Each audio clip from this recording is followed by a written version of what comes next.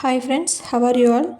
ఈరోజు మన topic MCQ సిరీస్లో భాగంగా కొన్ని ఇంపార్టెంట్ కరెంట్ అఫైర్స్కి సంబంధించి క్వశ్చన్స్ డిస్కషన్ చేసుకుందాం ఎంసీక్యూస్ రూపంలో. ఫ్రెండ్స్, మనం వీడియోలోకి వెళ్లే ముందు నిన్నటి క్వశ్చన్కి ఆన్సర్ తెలుసుకుందాం. ఫ్రెండ్స్, నిన్న ఎంసీక్యూస్ రూపంలో వీడియో చేశాను కదా, దానికి సంబంధించి ఒక క్వశ్చన్ అడగడం జరిగింది. ఫోర్బ్స్ శక్తివంతమైన జాబితాలో భారత్ ఎన్నవ స్థానంలో నిలిచింది? దీనికి ఆన్సర్ ఆప్షన్ ఏ 11వ స్థానం, ఆప్షన్ బి 12వ స్థానం, ఆప్షన్ సి 13వ స్థానం, ఆప్షన్ డి 10వ స్థానం. ఫోర్బ్స్ శక్తివంతమైన జాబితాలో భారత్ 12వ స్థానంలో నిలవడం జరిగింది. గుర్తుంచుకోండి ఫ్రెండ్స్, 12వ స్థానం. Option B correct answer. దీనిలో అమెరికా మొదటి స్థానంలో, చైనా 2వ స్థానంలో, రష్యా 3వ స్థానంలో నిలవడం జరిగింది. గుర్తుంచుకోండి ఫ్రెండ్స్. మనం ఈరోజు వీడియోలోకి వెళ్ళిపోతే, ఈరోజు వీడియోని స్కిప్ చేయకుండా చూడండి. అలాగే ఛానల్ ఎవరైనా కొత్తగా చూసినట్టయితే ఖచ్చితంగా ఛానల్ని సబ్స్క్రైబ్ చేసుకోండి ఫ్రెండ్స్.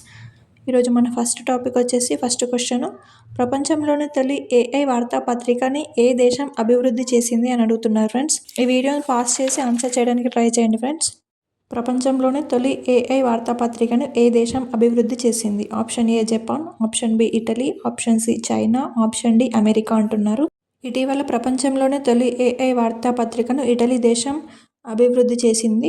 దాని పేరు ఫాగ్లియో వార్తాపత్రిక అని పేరు పెట్టడం జరిగింది ఫ్రెండ్స్. ఈ ఏఐ వార్తాపత్రిక అనేది ఆర్టిఫిషియల్ ఇంటెలిజెన్స్ ద్వారా వార్తలు రాయడం, అలాగే ఎడిటింగ్ చేయడం లాంటివి ఏఐ మిషన్ ద్వారానే చేస్తుంది ఫ్రెండ్స్. ప్రపంచంలోని తొలి ఏఐ వార్తాపత్రిక ఇటలీ దేశంలో ఫాగ్లియో వార్తాపత్రిక అని గుర్తుంచుకోండి. ప్రపంచంలోని తొలి ఏఐ వార్తాపత్రికను ఇటలీ దేశం అభివృద్ధి చేస్తుంది. ఇక్కడ option B Italy answer friends. Next question, ఇటీవల థర్మల్ రీసెర్చ్ సెంటర్ని ఏర్పాటు చేస్తూ ఏ ఐఐటి వార్తల్లో నిలిచింది? Option A IIT Madras, option B IIT Guwahati, option C IIT Kanpur, option D IIT Delhi అంటున్నారు.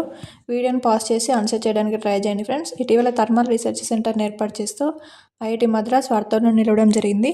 దీనికి సంబంధించి centre of excellence for research in fluid and thermal సైన్సెస్ను ఇస్రో చైర్మన్ వి నారాయణ గారు ప్రారంభించడం జరిగింది. ఈ ఐఐటి మద్రాస్కి ఇస్రో ఎంఓయు ఒప్పందం కుదుర్చుకోవడం జరిగింది. S Ramakrishnan excellence centre for fluid and research sciences అని పేరు పెట్టడం జరిగింది దీనికి.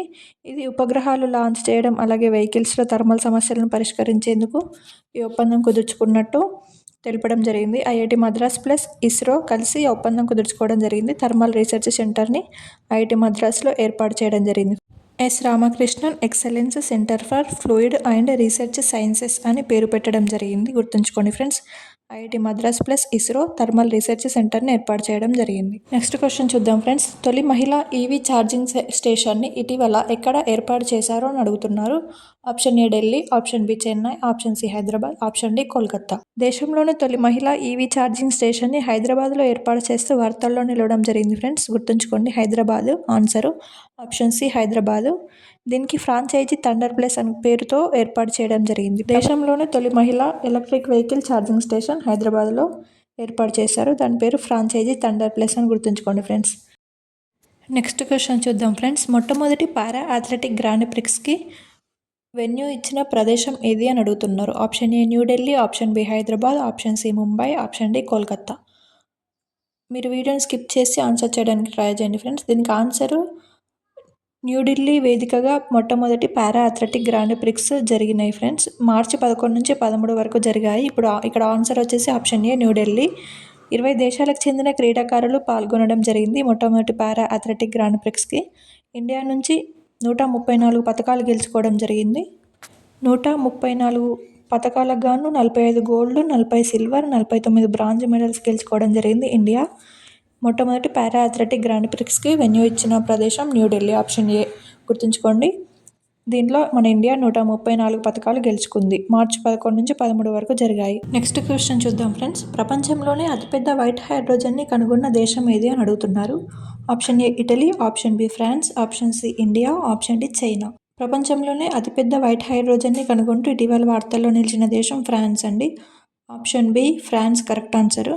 ప్రపంచంలో అతిపెద్ద వైట్ హైడ్రోజన్ని ఫ్రాన్స్లోని మోసెల్లే ప్రాంతంలో కనుగొనడం జరిగింది. ఇది 46 మిలియన్ టన్నుల బరువు ఉండడం జరిగింది ఫ్రెండ్స్. వైట్ హైడ్రోజన్ అంటే భూగర్భ జలంలో సహజ సిద్ధంగా ఏర్పడిన శుద్ధ హైడ్రోజన్ని వైట్ హైడ్రోజన్ అని పిలుస్తారు. ప్రపంచంలోనే తొలి అతిపెద్ద వైట్ హైడ్రోజన్ను కనుగొన్న దేశం ఫ్రాన్స్. గుర్తుంచుకోండి ఫ్రెండ్స్.